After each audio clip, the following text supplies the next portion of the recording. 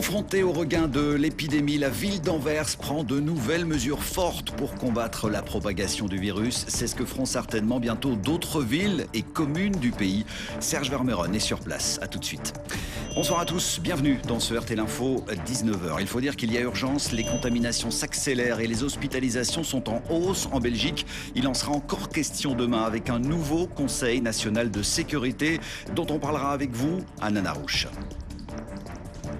Ça fait peur, oui, parce qu'on a peur de reconfiner.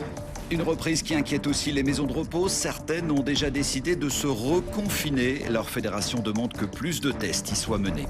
Donald Trump fait volte-face. Pour la première fois, le président américain admet que la pandémie prend des proportions inquiétantes et recommande le port du masque. Et puis nous reviendrons aussi sur ces images incroyables d'un sauvetage miraculeux en France. 2 enfants qui sont parvenus à échapper à l'incendie de leur appartement en sautant du 3e étage.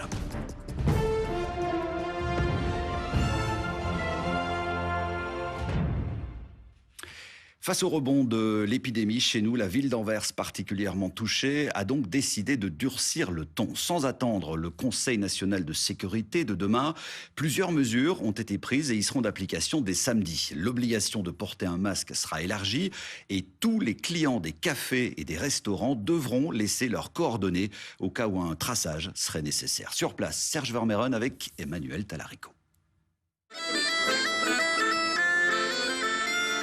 Un peu de musique et du soleil. Les Anversois semblent bien accepter les nouvelles mesures prises par la ville, comme le port du masque obligatoire sur des lieux publics, comme des marchés ou des foires. Pour moi, le masque peut être obligatoire partout. Et vous avez un masque avec vous? Oui, j'en ai. Vu la situation sanitaire, je peux comprendre l'obligation du port du masque. Est-ce une bonne ou une mauvaise décision? Je n'en sais rien. Il va falloir attendre les effets, les résultats. Principal secteur touché par ces nouvelles mesures, l'Horeca. Dès la première infraction constatée, l'établissement devra fermer. Pour l'instant, les clients respectent les règles. Tout ce que nous demandons, les gens le font. Même le soir, vraiment, ils écoutent ce que nous leur disons, ils restent prudents. Autre mesure, les clients devront donner leurs coordonnées pour être contactés si nécessaire. Je ne sais pas si cette mesure est légale en termes juridiques, mais tout ce que nous pouvons faire, c'est demander aux gens qui viennent consommer d'aller s'inscrire sur un registre qui sera à leur disposition. Vous allez encore venir boire un verre en terrasse? Oui, bien sûr. Même en donnant vos coordonnées? Oui, ce n'est pas un problème. Dès samedi, l'achat d'alcool à emporter sera interdit pour éviter le partage de boissons alcoolisées. Enfin, les rassemblements de plus de 10 personnes, hors liens familiaux, seront interdits. Et sur place à Anvers, on vous retrouve en direct. Serge, bonsoir. Le bourgmestre d'Anvers, Bardo Wever, s'est exprimé par vidéo sur les réseaux sociaux pour justifier ces nouvelles mesures. Oui, des mesures qualifiées par Bardo Wever de nécessaires, raisonnables et proportionnées. On le sait, un contaminé sur 3 provient de la région d'Anvers. Et sur les 19 foyers qu'on a pu déceler dans le nord du pays, 7 se situent dans la province et dans la région d'Anvers. C'est dire qu'il fallait prendre des mesures. Et c'est vrai que lors du dernier comité de concertation, le niveau fédéral avait demandé aux communes, aux bourgmestres de prendre des dispositions si nécessaire en fonction de la situation de leur ville ou commune. C'est ce qu'a fait Bardo Wever et de façon assez forte. Il faut dire, et il l'a rappelé, qu'Anvers, ce n'est pas seulement la maison des Anversois, c'est aussi un centre hospitalier très important pour la Flandre et puis et surtout c'est aussi le moteur économique de la Flandre. C'est dire que Bardo Wever ne veut pas voir à nouveau un confinement généralisé ou de façon beaucoup plus large qui mettrait à mal l'économie. C'est ce qu'on a ressenti aussi ici à Anvers. Les Anversois sont prêts à accepter beaucoup de choses, à respecter de nouvelles règles pour autant que les restaurants, les commerces et le secteur Horeca ne ferment à nouveau leurs portes. Merci beaucoup Serge. Une chose est sûre, c'est vrai, ce sont les bourgmestres qui seront demain au cœur de ce dispositif. Eux qui devront augmenter les contrôles, sanctionner si nécessaire, voire même reconfiner leur population. Encore faut-il qu'ils en aient les moyens. Gauthier Falk, Benjamin Van Kelst. Ce matin, dans les rues de La Roche-en-Ardenne, déjà pas mal de monde. Mais visiblement, c'était encore pire hier. Hier, on était vraiment serrés comme des boîtes à sardines. les rues, c'est incroyable. Hein, il y a du monde partout. On ne sort pas trop dans la grande rue quand il y a beaucoup de gens. Comme voilà, on a le masque avec nous. En fait, en cette période, la population de La Roche a presque fait x10, de 4 000 habitants à près de 40 000. Conséquence, pas facile de faire respecter toutes les mesures. Parce qu'il y a une petite concentration là de différents commerces. Et puis à un moment donné, on n'a plus vraiment le 1,50 m de distanciation. Et là, ça devient un petit peu plus compliqué. Le bourgmestre aimerait donc plus de contrôle policier dans sa commune, mais pour cela, il a besoin de renforts. On ne peut pas demander à notre police locale de pouvoir assumer toutes ces fonctions et dans la durée. C'est pour cette raison que je me suis permis de demander une aide au niveau fédéral. Car bien souvent, quand il y a des nécessités dans le nord du pays, je pense à Bruxelles, je pense à Liège, il faut venir en renfort. À Durbuy aussi, les touristes sont là. En cette période, il y a 4 fois plus de monde que pendant le reste de l'année. Et dans les petites rues, ça pose problème. Le bourgmestre envisage donc d'y imposer le masque. Je l'ai déjà obligé donc, pour le marché de la Petite Pâte à Baumann, qui draine des milliers de personnes tous les dimanches matins. Et ici, j'envisage effectivement de pouvoir l'imposer dans les ruelles. Je suis vraiment content qu'au niveau fédéral et régional, donc on va y donner plus de pouvoir au bourgmestre, puisque le bourgmestre connaît la réalité du terrain et peut prendre des mesures vraiment qui collent à la réalité du terrain qu'il connaît bien. Mais pour prendre ce genre de décision, ces bourgmestres espèrent donc plus de soutien de la part du gouvernement fédéral. Alors quel sera le rôle des bourgmestres concrètement? Vont-ils pouvoir aller au-delà des mesures préconisées par les autorités fédérales? C'est ce qu'on va voir avec le président de l'Union des villes et des communes de Wallonie qui est en direct avec nous ce soir. Bonsoir Maxime Day, merci d'avoir accepté notre invitation. Une clarification est donc nécessaire et c'est ce qu'a fait le gouvernement cet après-midi.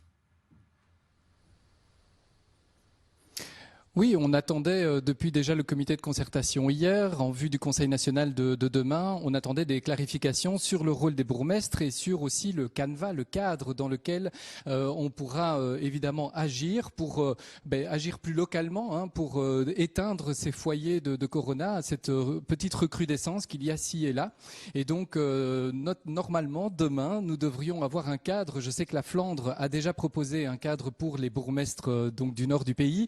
La Wallonie devrait, je suppose, emboîter le pas et ça nous permettra effectivement de savoir comment agir au mieux. On a vu tout à l'heure les mesures prises à Anvers. On peut imaginer assister au même durcissement en Wallonie dans les jours qui viennent? Mais à mon avis, le bourgmestre d'Anvers est bien informé. Il a eu certainement toute une série de notes dans les mains parce qu'effectivement, c'est ce qui circule et notamment aussi pour la Wallonie. Il est clair, il faudra prendre des décisions et comme l'a dit, comme votre reportage l'a dit, c'est vrai que le bourgmestre connaît bien son territoire et donc il pourrait être amené à fermer un café qui ne respecte pas les règles. Il pourrait être amené à mettre un quartier en quarantaine ou en lockdown. Tout cela pourrait effectivement se faire dans les prochains jours, les prochaines semaines avec on le rappelle et on l'espère, un soutien évidemment du fédéral, mais aussi des équipes régionales. Merci beaucoup Maxime Day d'avoir été en direct avec nous dans ce RTL Info 19h.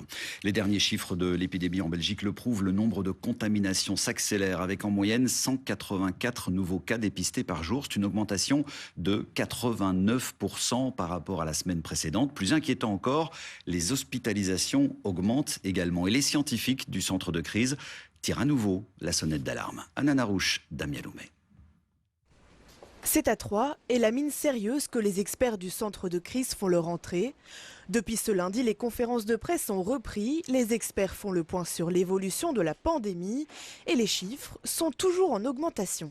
La semaine précédente, on observe que 184 personnes ont été infectées au Covid-19 en moyenne par jour.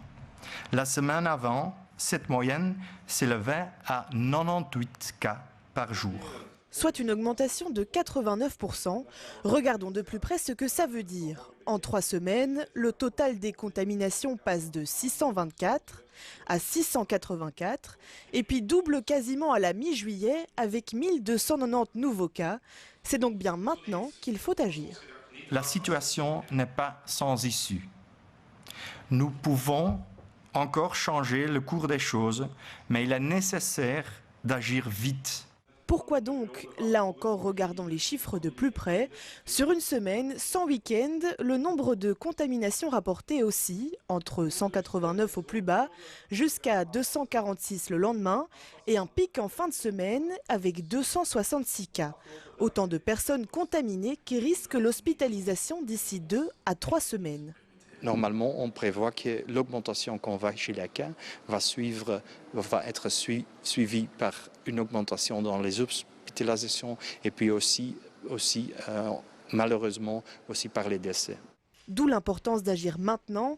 Distanciation sociale, hygiène des mains et port du masque. En cas de doute, d'exposition ou de symptômes, les experts rappellent que la quarantaine et le test sont fortement préconisés.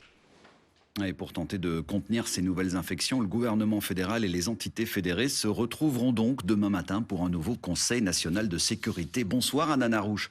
On parle déjà d'un durcissement de certaines mesures. À quoi peut-on s'attendre exactement, Anna? Beaucoup d'incertitudes en cette veille de Conseil national de sécurité. Alors commençons par ce qui semble le plus sûr. Le report de la phase 5 de déconfinement, s'était déjà annoncé hier. Et aujourd'hui, eh bien, ça ne bouge pas. Il y aurait donc potentiellement des déçus, notamment les boîtes de nuit, les foires ou encore les salons, des événements qui attendent impatiemment leur déconfinement. Eh bien, ce n'est pas près d'arriver. Je vous le disais, il y a beaucoup d'incertitudes, notamment ce port du masque généralisé à d'autres lieux publics. Eh bien, c'est un sujet qui visiblement sera sur la table demain selon nos informations. Ensuite, va-t-on devoir restreindre notre bulle sociale, cette fameuse bulle sociale qui est pour le moment de 15 personnes, elle pourrait passer à 10 personnes. Les experts sont en tout cas pour et les politiques, eux, sont plutôt mitigés. Enfin, on en parlait en début de journal, les bourgmestres pourraient davantage se retrousser les manches. C'est notamment déjà le cas à Anvers. Ils pourraient prendre des mesures plus localisées, plus ciblées, comme un reconfinement plutôt local. Pour toutes les confirmations et les mesures concrètes, il faudra être patient. Le Conseil national de sécurité se réunit demain dès 9h ici au Palais d'Egmont. On verra donc ça demain. Merci beaucoup Anna Narouche. Ce que tout le monde redoute aujourd'hui, c'est évidemment une deuxième vague. Des chercheurs en Flandre ont d'ailleurs fait une projection inquiétante. Si on ne fait rien pour infléchir les courbes, on subira un nouveau pic de l'épidémie au mois de novembre. Et il sera, disent-ils, plus important que ce qu'on a connu au plus fort de la crise. Il faut donc agir maintenant. Cette semaine sera d'ailleurs décisive. Arnaud Gabriel avec Guillaume Wills. C'est un modèle statistique. Une perspective réalisée par 2 chercheurs. En rouge, notre passé et notre présent avec le coronavirus. En noir, la projection pour les prochaines semaines et une crise qui pourrait bien être plus dure encore. Notre situation actuelle est en partie comparable à celle du 13 mars. 6 semaines plus tard, nous étions alors à la fin du mois d'avril et sortions à peine du sommet de la vague. Si nous revivons la même chose, le pic de l'été sera encore présent à l'automne. Selon cette courbe, on frôlerait les 10 000 personnes hospitalisées en automne. C'est presque le double de la première vague. Un scénario redouté et en coulisses, les autorités y travaillent depuis plusieurs mois. Cette circulaire, par exemple, pour les hôpitaux date du mois d'avril et évoque déjà un plan pour faire face à une seconde vague éventuelle. Le gouvernement, visiblement, s'attend potentiellement à quelque chose de bien pire que ce qu'on a vécu si les gens ne respectent pas à la lettre les heures, les jours et les recommandations qui ont été faites. Donc si tout le monde commence à se dire que c'est bon, maintenant le virus est derrière nous, je pense que la deuxième vague va faire 3 fois plus mal que la première. Alors comment l'éviter? Est-ce possible? D'un virologue à l'autre, la réponse varie. Les plus alarmistes parlent d'une semaine cruciale. Elle débute aujourd'hui, jusqu'au 31 juillet. On est encore avec ce fameux R qui est au-dessus de 1 depuis un certain temps. Et donc, ça veut dire quoi? Ça veut dire que si on n'avait rien fait, probablement qu'il serait nettement plus haut, mais qu'il y a encore du travail à faire. Il faut compléter les mesures actuelles avec d'autres stratégies qui vont à chaque fois pouvoir permettre d'éteindre rapidement les feux avant qu'il ne soit trop tard, c'est-à-dire avant qu'un nombre massif de personnes ne soient infectées et que l'on ne puisse plus, à ce moment-là, faire d'opérations ciblées pour contenir l'épidémie. Garder ce virus à l'esprit, faire des efforts, se protéger et protéger les autres, c'est l'unique chose à faire, jusqu'à ce qu'il y ait un vaccin. Alors question ce soir, comment expliquer ce rebond de l'épidémie? La population s'est-elle un peu trop relâchée? Nos comportements sont-ils en cause? Ce qui est sûr, c'est que certains ne semblent pas vraiment respecter les mesures sanitaires. Et ça inquiète les experts. C'est ce qu'on va voir avec Nicolas Lehic et Emmanuel Talarico. Un rassemblement de Belges hier sur la côte d'Azur. Des amis célèbrent la fête nationale à Saint-Tropez, d'autres se rassemblent sur une digue bondée à La Panne. Un week-end tout aussi chargé à Ostende et aucun masque en vue, ou presque. Beaucoup de monde, moi j'irai jamais là, ça c'est clair. Cette experte le rappelle, la distance sociale est une règle d'or, même à l'air libre. Moi je mettrais mon masque en tout cas, parce que jusqu'ici on ne l'a pas recommandé, mais je pense que s'il y a trop de monde, mettre son masque même dans un environnement ouvert, c'est une sécurité supplémentaire. Par contre, une journée dans un parc d'attractions, avec port du masque et désinfection récurrente entre chaque tour, ici les risques sont moindres. Autre exemple, à Soigny ce week-end, un rassemblement sportif en milieu clos cette fois-ci. Moins de 200 personnes, mais quelques accolades. Mauvaise idée. On peut avoir dans la foule un émetteur important, donc quelqu'un qui est porteur du virus et qui en émet beaucoup. Même consigne pour un verre en terrasse, où on enlève son masque et où on reste statique. C'est une prise de risque importante. On est parfois agglutiné, il y a des mouvements de foule dans les deux sens. Et qu'en est-il du barbecue en famille et des pots de sauce qui passent entre toutes les mains? Ça me fait moins peur, je dirais, parce que si on respecte la bulle de 10 ou 15 personnes, je crois que ça c'est raisonnable et se partager les sauces, oui écoutez, qu'est-ce que vous voulez, faut bien à un moment donné que tout le monde en ait. Dans tous les cas, un conseil, restez prudent et sensibilisez les gens autour de vous. Cette augmentation du nombre de cas inquiète aussi les maisons de repos. Certains établissements ont d'ailleurs décidé de se reconfiner. C'est le cas notamment à Remouchamps où vous vous trouvez, Fanny Dehaye. Effectivement, ici au jardin des Chantoirs, la maison de repos a voulu agir avant, anticiper cette deuxième vague. Et depuis ce matin, les visites spontanées pour la centaine de résidents sont interdites. On remet en place la Blabla Room, c'est-à-dire cet espace qui permet aux familles et aux résidents de se voir en respectant les mesures sanitaires. Des inquiétudes qui ne sont pas isolées puisque c'est toute la Fédération des maisons de repos qui est alarmiste pour les jours à venir. Il est impératif qu'il y ait un testing, un tracing qui soit le plus cohérent possible. Exemple, la tranche d'âge cible de cette potentielle deuxième vague, ce sont les 20-59 ans, c'est-à-dire des personnes qui sont susceptibles de travailler dans ces maisons de repos, soit en tant que membres du personnel, soit en tant qu'étudiants, étant donné qu'on est en été. Et il est donc impératif que ces Belges, ces hommes, ces femmes soient testés au préalable. Je vous propose d'écouter Vincent Frédéric. C'est plus qu'un cri d'alarme, c'est un cri clair qui dira « Eh bien, nous espérons que tout va rester correct, les derniers chiffres sont rassurants, mais s'il y a des Covid-19 qui entrent et qu'on constate qu'ils sont rentrés alors qu'il n'y avait pas de stratégie de testing cohérente et prudente, alors là, il y a des doigts accusateurs qui seront tendus. » Alors, comment vit-on ces moments inquiétants dans les maisons de repos? Comment s'y prépare-t-on? Y a-t-on déjà pris des mesures particulières? C'est ce que Justine Roldan-Pérez et Gaëtan Zanqueta ont voulu savoir. Depuis jeudi dernier, suite à un cas de Covid-19, cette maison de repos s'est reconfinée. Les résidents peuvent toujours profiter des espaces communs, mais les visites des familles ne sont plus autorisées pour l'instant. Ça fait peur, oui, parce qu'on a peur de reconfiner, de encore limiter cette liberté des habitants. Donc c'est pour ça qu'ici on n'a pas voulu isoler les personnes dans leur chambre à nouveau. On va les laisser libres de voyager. Avec les chiffres qui repartent à la hausse, les craintes sont bien présentes, mais tous essayent de relativiser.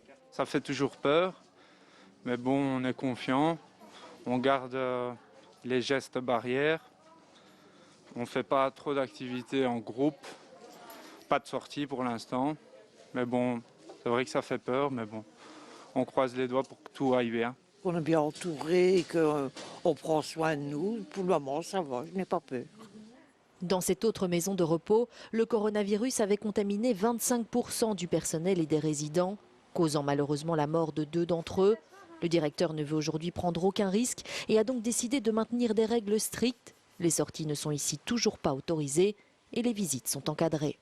Ça peut éventuellement, comme partout ailleurs, amener des craintes. Maintenant, je pense que la gestion de la maison ici est très bonne et qu'on fait le maximum pour protéger les résidents. Si cela rassure les familles, pour les résidents, cette situation n'est pas toujours évidente à accepter.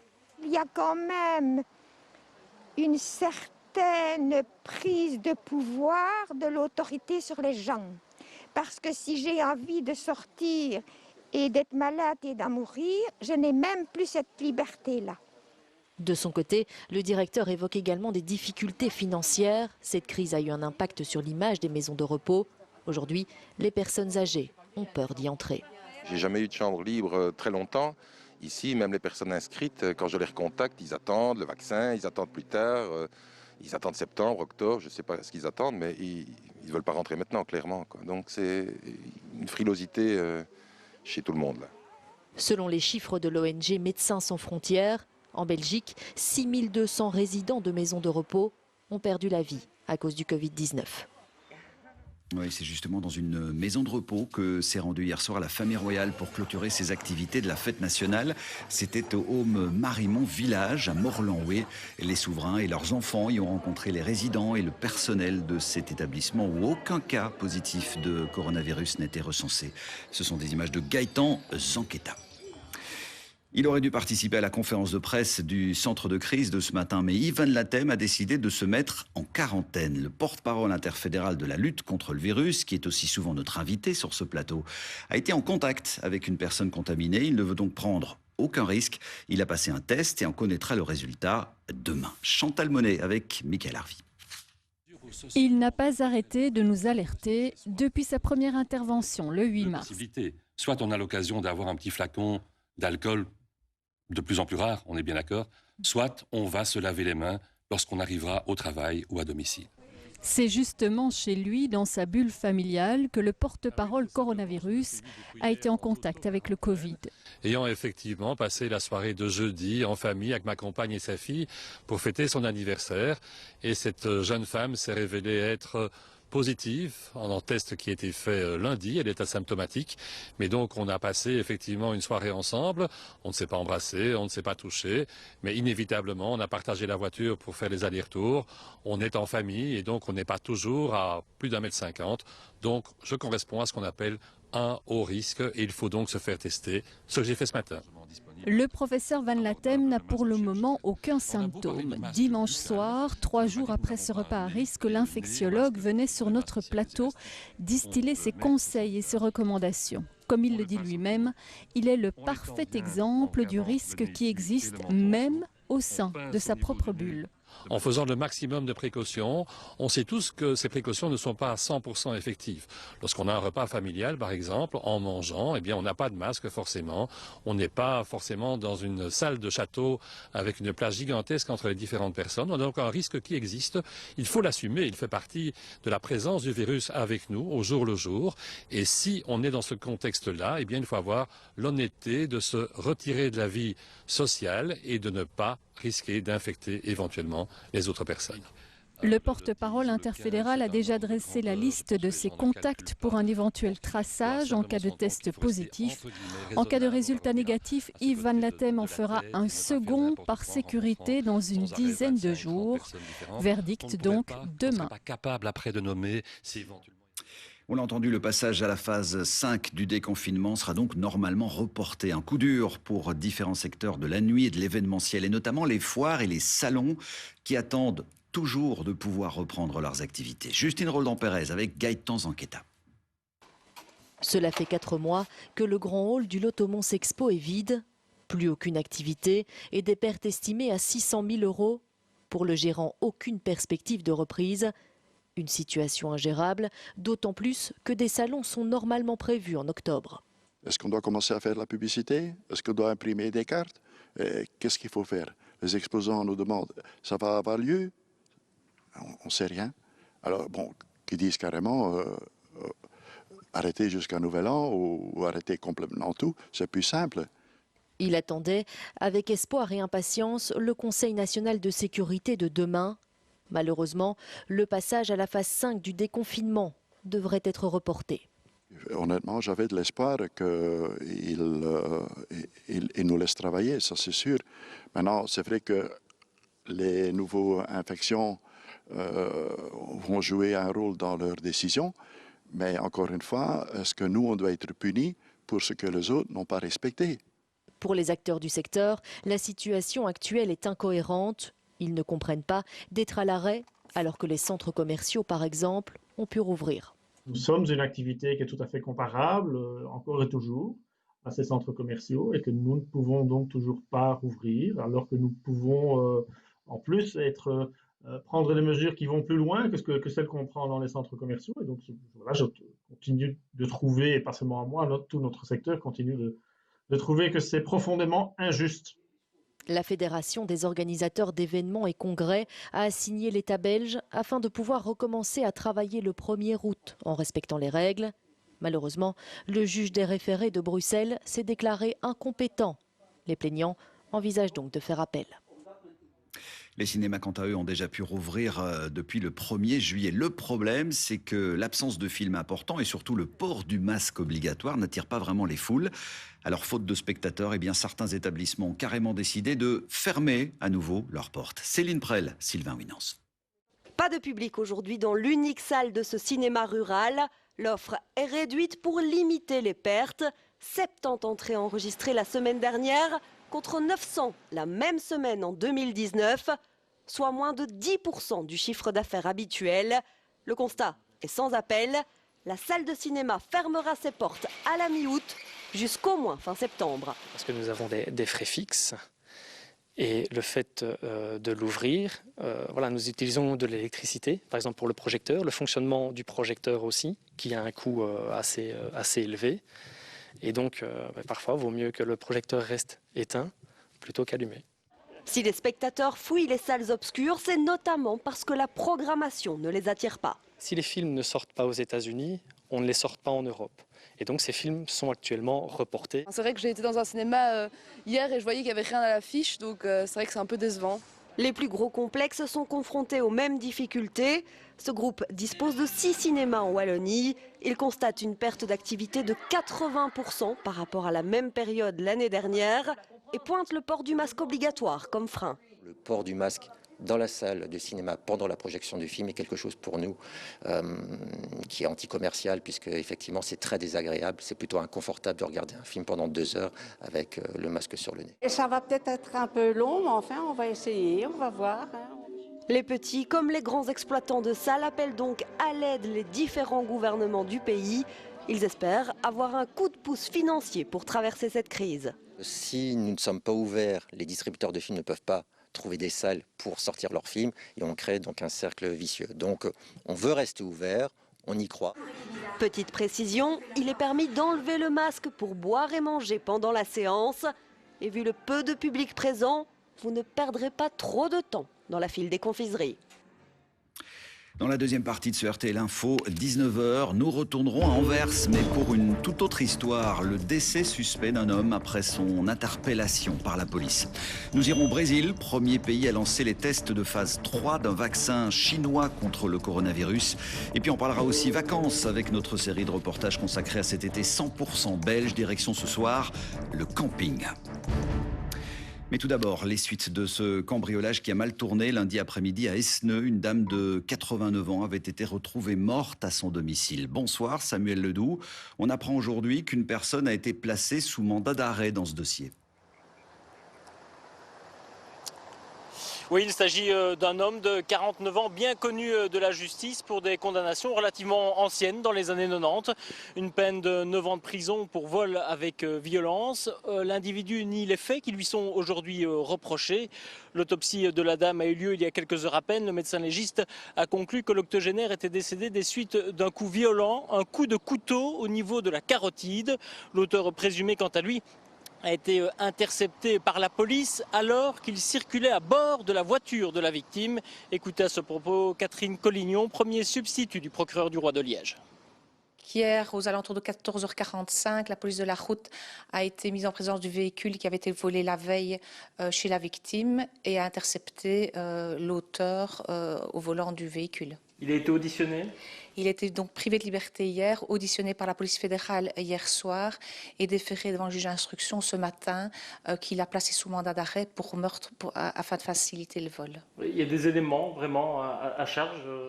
Déjà le fait qu'il se trouve dans la voiture alors même que le meurtre vient de se commettre, et on a retrouvé d'autres objets, notamment 2 cartes bancaires dans la voiture de la victime. Voilà donc pour cette arrestation. Merci beaucoup Samuel. Que s'est-il passé dimanche à Anvers? Un homme y est décédé après une arrestation par la police, une interpellation que certains témoins estiment plutôt musclée. Une enquête a donc été ouverte. Son autopsie révèle la présence d'amphétamine. Serge Vermeuren avec Pierre Alterman. Dimanche après-midi, la police anversoise interpelle un homme de 29 ans. Selon des témoins, son comportement est agressif. 2 policiers l'immobilisent au sol. L'homme fait un malaise, transporté à l'hôpital, il décède dans la soirée. Le premier examen médico-légal révèle la présence dans le corps d'amphétamine considérée comme un stupéfiant. Le parquet d'Anvers ouvre une enquête. Les circonstances exactes de l'arrestation et la cause du décès doivent encore être déterminées. Le comité P, le comité de contrôle de la police, est lui aussi impliqué dans l'enquête. Publiée sur les réseaux sociaux, la vidéo suscite de nombreux commentaires. Ils font référence à l'arrestation mortelle de Floyd George en mai dernier aux États-Unis.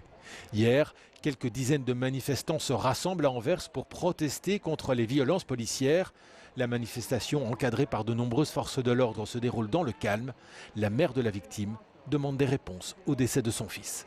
On n'est pas venu pour faire des problèmes et tout. Gentiment, intelligemment, on est des gens, on connaît le droit, on respecte tout le monde. Est-ce que vous êtes fâché sur la police, madame? Non, je ne peux pas être fâché sur la police jusque que j'ai la raison. Selon la presse flamande, la victime était connue des services de police pour vol et faits liés à la drogue. À Marchand-Famenne, c'est un bureau de poste qui a été la cible la nuit dernière d'une attaque menée par plusieurs individus. L'accès au bâtiment qui abrite aussi une agence bancaire est endommagé. Les malfrats ont utilisé une bonbonne de gaz pour atteindre le coffre, mais ils ont été apparemment surpris par l'arrivée de la police et se sont enfuis. Ils sont toujours activement recherchés. Le bureau, lui, pourra rouvrir dès demain. Revenons à la pandémie avec ce nouveau bilan publié aujourd'hui. Le coronavirus a tué près de 617 000 personnes dans le monde. Près de 15 millions de cas d'infection ont été officiellement répertoriés dans 196 pays. Les États-Unis sont les plus touchés, suivis du Brésil et du Royaume-Uni. On notera aussi que la Belgique est toujours le pays qui déplore le plus grand nombre de morts par habitant par rapport à sa population, 85 pour 100 000 habitants. Mais la façon de comptabiliser les décès, on le sait, est différente chez nous. C'est ce qui s'appelle faire volte-face. Pour la première fois, Donald Trump, qui a repris ses conférences de presse consacrées au virus, admet que la pandémie prend des proportions inquiétantes dans une partie de son pays. Un président américain qui recommande aussi désormais le port du masque. Il faut dire que chaque jour, ce sont plus de 60 000 nouveaux cas qui sont répertoriés aux États-Unis. Jean-Pierre Martin. Tous les signaux de l'épidémie sont dans le rouge. Pour la première fois, Donald Trump recommande clairement le port du masque. Les jeunes agiront de façon responsable et nous demandons à tous, quand la distanciation sociale est impossible, de porter un masque. Que vous aimiez le masque ou non, ils ont un impact, ils vont avoir un effet. Nous en avons besoin. Les États-Unis, le pays le plus touché au monde. Pour la première fois aussi, le président abandonne la posture du déni, de la négation des ravages de cette épidémie.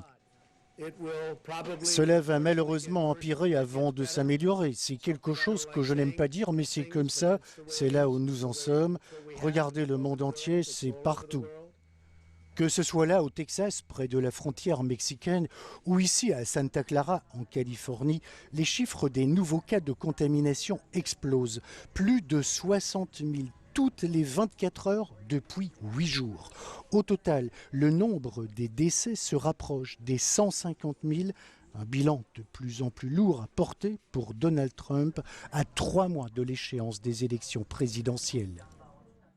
Les États-Unis où 2 Chinois viennent d'être inculpés pour avoir mené des attaques informatiques contre des entreprises engagées dans la recherche d'un vaccin, ce qui complique encore un peu plus les relations entre Pékin et Washington. La Chine accuse les Américains de diffamation et parle déjà de représailles. Les États-Unis, eux, ont ordonné à la Chine de fermer son consulat à Houston. De vaccins, il en est aussi question au Brésil en ce moment. C'est d'ailleurs le premier pays à lancer les tests de la phase 3 avec les premiers volontaires qui viennent de recevoir une injection d'un vaccin chinois. Le pays, on l'a dit, est le 2e le plus touché au monde. Jean-Pierre Martin. Le gouverneur montre le vaccin chinois du laboratoire Sinovac qui s'est associé à un partenaire brésilien pour produire 120 millions de doses. La première des 9000 volontaires est une jeune femme médecin. Nous n'avons pu apercevoir que son bref sourire derrière son masque à l'issue de l'épreuve. Il s'agit d'une femme médecin à l'hôpital des cliniques de Sao Paulo. Son identité est protégée.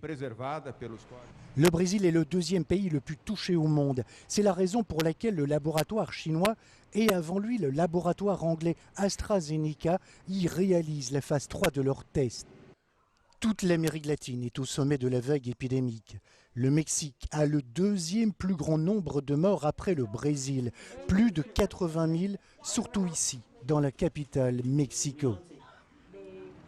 Au Guatemala, les autorités d'une petite ville, irritées par l'absence de respect des règles de confinement et de distanciation sociale, ont lancé une campagne coup de poing. Ils ont installé des cercueils surmontés d'une pancarte où il est écrit « Vous décidez, vous restez chez vous ou dans cette boîte ». Plus près de chez nous en France, plusieurs villes touristiques du littoral ont aussi pris des mesures plus contraignantes, comme à La Rochelle où le port du masque est désormais obligatoire, même en plein air, dans les quartiers les plus fréquentés. C'est normalement dans un an, jour pour jour, que doivent débuter les Jeux Olympiques de Tokyo, qui ont été reportés, vous le savez, cette année, suite à la pandémie. Mais rien n'est encore sûr, selon les organisateurs. Ils ne pourront avoir lieu que si un vaccin ou un médicament a été développé d'ici là. Et puis dans le reste de l'actualité, il y a aussi ce dénouement de la prise d'otages en Ukraine. Tous les passagers du bus ont été libérés et l'homme qui menaçait de tout faire exploser s'est rendu à la police. Pour le convaincre de le faire, le président ukrainien a accepté de céder à une de ses demandes, publiée sur son compte Facebook une vidéo dans laquelle il recommandait de regarder un film documentaire condamnant les mauvais traitements envers les animaux. Venons-en à cette histoire qui fait froid dans le dos, mais qui s'est heureusement bien terminée. À Grenoble, en France, 2 enfants de 3 et 10 ans ont échappé miraculeusement à l'incendie de leur appartement en sautant dans le vide, une chute d'une 12aine de mètres avant d'atterrir dans les bras d'adultes qui se trouvaient en contrebas. Des images impressionnantes commentées pour nous ce soir par Arnaud Gabriel. Un enfant de 3 ans suspendu dans le vide, à plus de 12 mètres de haut. Des cris de panique, puis une chute. L'enfant est rattrapé par des témoins au pied de l'immeuble. Tout va très vite. Il faut à présent sauver son grand frère de 10 ans. Les fumées sont de plus en plus denses. Les flammes se propagent dans cet appartement du 3e. Le jeune garçon monte sur le rebord de la fenêtre et se laisse tomber dans le vide. L'un des 6 héros, cet étudiant comorien de 25 ans. On les a demandé, allez, sautez, on vous rattrape, sautez, on va vous réceptionner. Du coup, avec beaucoup de courage, le plus grand, il a balancé le petit, on l'a rattrapé, et puis on l'a laissé à côté. On lui a demandé aussi, sautez, on va vous rattraper vous aussi, toi aussi. Un véritable miracle. Les 2 enfants sont sains et saufs, ils sont hospitalisés pour avoir inhalé de la fumée. Leurs sauveurs sont blessés, fractures aux avant-bras en les rattrapant au vol. En réceptionnant les enfants, j'ai eu du mal à... Et il y avait d'autres, il y avait aussi un gars qui s'est cassé le poignet. J'ai le poignet cassé. Je suis blessé mais je suis fier parce que j'ai sauvé 2 vies, parce qu'on était solidaires, on s'est mobilisés pour sauver des vies. Et je suis tellement fier de moi. Plusieurs heures après ce sauvetage héroïque, les habitants du quartier ne réalisent toujours pas. D'un seul coup, j'ai entendu les gens crier, hurler, saute pas, attends, donc qui disaient aux enfants de ne pas paniquer et qu'ils allaient s'organiser pour les réceptionner les enfants. C'était une scène héroïque, franchement, j'ai jamais vu autant de solidarité, d'aide et de courage. C'était quelque chose que je n'oublierai jamais. À ce stade, on ignore encore les causes de l'incendie et où se trouvaient les parents au moment des faits. La solidarité et le courage sauvent la vie de 2 enfants. On revient chez nous avec la suite de nos reportages consacrés aux vacances 100% belges cet été. Et une idée vacances pour avoir malgré tout l'impression de voyager, faire du camping. Certains établissements en Belgique affichent déjà complet jusqu'à la mi-août. Michael Menten avec Alain Ongardi. Je m'appelle Sébastien, j'adore le camping. Je m'appelle Francis, je suis un beau pêcheur de carpe. Je m'appelle Anne, je suis la ravitailleuse. Enfin, les vacances peuvent commencer pour la famille Lurquin. J'adore surtout la pêche, voilà. Ça c'est mon dada. Si on peut toucher 4 belles sur la journée, ce serait bien. 4 belles quoi? Carpe. Voilà, hier par exemple, j'ai fait un amour blanc, 6 kilos. Hier, on a fait une centaine de kilos de carpe à tous les deux. C'est pas mal. On peut faire à manger à beaucoup de monde. Oui, celui qui a mis. À midi, père et fils rentrent donc les mains vides pour manger. Mais ici, pas d'inquiétude, il y a de quoi se ravitailler. C'est interdit de manger leur poisson. Donc voilà, je suis obligé de manger du poisson à bocal. Beaucoup moins frais que celui qui est dans l'eau. À quelques caravanes de là, rassemblement devant chez Raoul.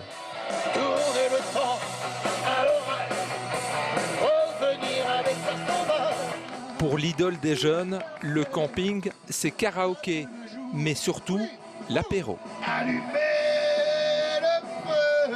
C'est la tradition partout. Hein. Non, vous allez à la mer, vous allez à l'appartement, vous ne prenez pas l'apéro.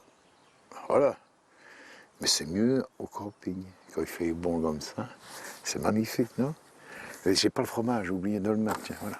Maman, il y a le fromage, il y a des olives, il y a des saucissons. Et ben voilà, à votre santé. Santé, santé bonheur. Hein. Se désaltérer et se rafraîchir les jours les plus chauds. 20,5. C'est 20,5 degrés. Bienvenue chez les Crunels. Ici, le mot d'ordre cet été, c'est... s'amuser, prendre du plaisir, se reposer et profiter de sa famille. Les amis aussi, qu'on a fait connaissance ici. Sans oublier... une bonne bière, mes chips et mon sudoku. Voilà. Au revoir. Au revoir. Au camping, il y a aussi les sportifs. Souvent, l'intérêt de camping, c'est pour s'amuser. Quand tu as des petits concours, le premier il gagne 1 kilo de pâtes, le deuxième la sauce, le troisième le fromage. Alors ils se réunissent et ils mangent ensemble. Hein? Voilà. On va pas se battre là. D'ailleurs, ces amoureux du camping nous l'ont dit. Tout le monde adore cet été 100% belge. Et si vous passez par la vallée de la Molinier en province de Namur, échauffez-vous les mollets et offrez-vous une petite balade en draisine, une sorte de vélo sur rail installé sur une ancienne voie de chemin de fer à 2 pas de Maretsou. Une activité que nous font découvrir ce soir Nicolas Loïc et Sarah Yarno. Se prendre pour un cheminot tout en admirant les plus beaux paysages du Namurois. Aujourd'hui, Mathieu teste la draisine, une sorte de cuistax sur rail qui avance à la force des jambes. La draisine est quand même lourde, donc il faut avancer. Donc en même temps, il y a un petit côté sportif mais léger. Donc voilà, donc il faut pousser un peu, mais c'est normal et donc c'est chouette. Départ de Warnan avec de la place pour 4 personnes, dont 2 pédaleurs. Attention au portefeuille, clé de voiture ou le GSM en pédalant, ça pourrait sortir de la poche. Un parcours sur une ancienne ligne de chemin de fer abandonnée en 1962, le long de la vallée de la Molinier. On passe au-dessus, on passe à côté de la Molinier, c'est très très bien, des paysages formidables. Pour les plus sportifs, suit un deuxième parcours entre Falahin et Maretsou. En pleine nature, le long de la Molinier, et puis bercé par ce bruit de la draisine sur les rails. Comptez 14 km aller-retour. On s'est alterné quelques fois et puis on s'arrêtait pour ramasser des fraises aussi. Le prix, 19 € par draisine pour chaque parcours. On se quitte avec l'une des infos du jour, ces nouvelles mesures prises à Anvers pour lutter contre le rebond de l'épidémie. C'est ce que feront sans doute de nombreuses villes et communes dans les jours qui viennent. On en saura plus demain à l'issue d'un nouveau Conseil national de sécurité. Une actualité à suivre bien sûr à tout moment via notre application RTL Info.